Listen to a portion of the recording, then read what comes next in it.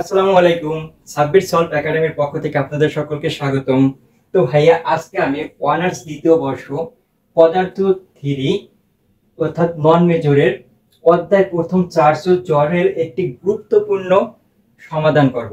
তো ভাইয়া, আজকে আমি দেখেন যে গুরুত্বপূর্ণ সমাধানটা করব অনার্স দ্বিতীয় বর্ষের নন মেজরের পদার্থ থিওরির। দেখেন প্রথম অধ্যায়, যেমন দুটি চার্জের মধ্যকার বল সম্পর্কিত কুলম্বের সূত্র বিবৃতি ও ব্যাখ্যা করো। মূলত প্রথম অধ্যায়, এটা একটি গুরুত্বপূর্ণ সমাধান, এটা পরীক্ষা আসতে পারে। তো আমরা সেভাবে ভালো করে শিখব। তো ধৈর্য সহকারে ভিডিওটি কন্টিনিউ করতে থাকেন। দেখেন এখানে প্রথমে আমরা এই যে দুটি চার্জের মধ্যকার বল সম্পর্কিত কুলম্বের সূত্রটি বিবৃতি ও ব্যাখ্যা করো। তাহলে এখানে আমরা প্রথম সূত্রটি দেখব। সূত্রটি হলো, দুটি চার্জের মধ্যে আকর্ষণ বা বিকর্ষণ বলের মান চার্জ দ্বয়ের গুণফলের সমানুপাতিক এবং মধ্যবর্তী দূরত্ব বর্গের ব্যস্তানুপাতিক।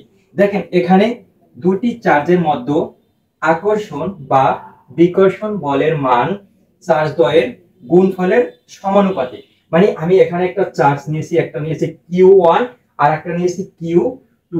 এই দুইটা চার্জ যদি দুটোটা প্লাস থাকে, তাহলে অবশ্যই এটা বিকর্ষণ করবে। এবং দুটি যদি একটা প্লাস থাকে একটা মাইনাস থাকে, তখন এটা আকর্ষণ করবে। তাহলে এই দুইটা বলের মান চার্জ দ্বয়ের গুণফলের সমানুপাতিক। দুইটা যখন গুণ করব তখন এই মানটা হবে কি সমানুপাতিক। এবং মধ্যবর্তী দূরত্ব, এই যে দুইটার মধ্যবর্তী একটা দূরত্ব দিয়েছি আমরা, এখানে ডিও দিতে পারেন আরো দিতে পারেন। তাহলে দেখেন, এবং মধ্যবর্তী দূরত্বের বর্গের ব্যস্তানুপাতিক, এটা হবে কি বর্গের ব্যস্তানুপাতিক। এই বল চার্জ দুটির মধ্যবর্তী সংযোজন সরলরেখা বরাবর ক্রিয়া করে। এই যে বলটা, এই যে চার্জের মধ্যবর্তী এই যে সরলরেখা, একটা সরলরেখা বরাবর কি করবে, ক্রিয়া করবে। তো গাণিতিকভাবে এটা মূলত, এই যে সূত্রটা মূলত হলো F সমানুপাতিক Q1 Q2 by D square. দেখেন এখানে এই যে দুটি চার্জ, আকর্ষণ বা বিকর্ষণ বল দুটি চার্জ, এই চার্জ দুটির গুণফল, এখানে গুণফল কি হবে, বলের গুণফল সমানুপাতিক। এই বলের মান চার্জ দ্বয়ের কি সমানুপাতিক হবে।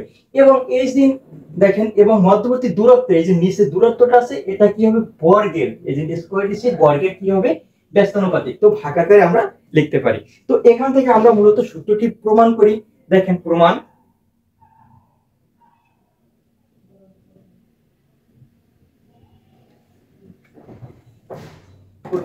দেখেন প্রমাণ আমরা কি করব, প্রথম দুটি চার্জের মধ্যে আকর্ষণ বা বিকর্ষণ বলের মান চার্জ দ্বয়ের গুণফলের সমানুপাতিক। তাহলে দুইটা চার্জ আমরা সমানুপাতিক করি বলের সাথে, তখন লিখতে পারি F সমানুপাতিক Q1 Q2।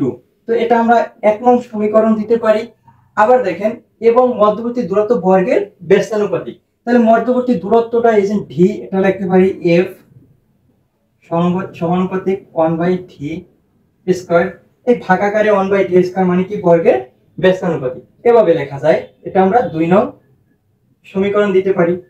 তো 2 নং সমীকরণ দেওয়ার পর এখন দেখেন এই সূত্রটা আমরা, মানে এই আপনার সমীকরণটা আমরা প্রয়োগ করি। তো দেখেন সমীকরণ 1 ও 2 হতে, সমীকরণ 1 ও 2 হতে আমরা লিখতে পারি কি F সমানুপাতিক Q1 Q2 by d square. এটা আমরা লিখতে পারি এখান থেকে 1 ও 2 হতে, এই যে আমরা লিখছি F সমানুপাতিক Q1 plus Q1 into Q2 by d square, এটা লেখা যায়।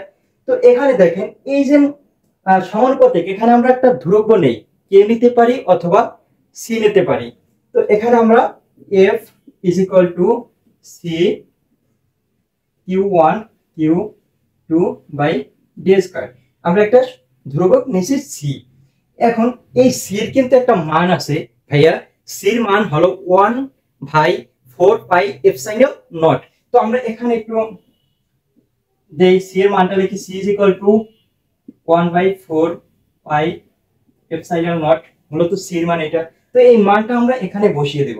তাহলে F is equal to 1/4 pi epsilon not dot তারপর আছে কি Q1 by Q2 V square. তো মূলত আমাদের কুলম্বের সূত্র বিবৃত ব্যাখ্যা মূলত আমাদের সূত্রটি এই প্রমাণ এই পর্যন্তই আমাদের অ্যানসার একটা হয়ে যায়। এই সূত্রটি আমরা প্রয়োগ করছি। কিন্তু ভাইয়া যদি এখানে প্রশ্ন একটু কঠিন করে তখন এখান থেকে আমাদের ভেক্টরটা বের চাইতে পারে। যদি ভেক্টরটা চাই তখন একটু প্রশ্নটা অন্যভাবে, তো এটা আমরা ভেক্টর রূপে প্রকাশ করব। দেখেন ভেক্টর চাইলে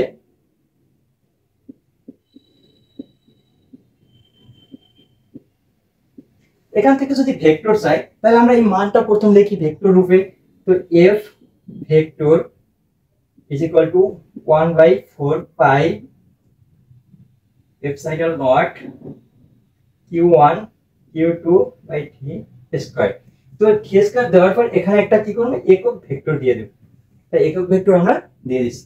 পরের লাইন দেখেন f is equal to 1/4 pi epsilon naught q1 q2 by d square. আর এখানে আপনি d ভেক্টর বাই d, এখানে আমরা d ভেক্টর বাই d লিখছি কেন, কারণ মনে রাখবেন সেই ভেক্টর বাই সেই ভেক্টরের মান, যে ভেক্টরটা আছে ওই ভেক্টর বাই ওই ভেক্টরের কি মান।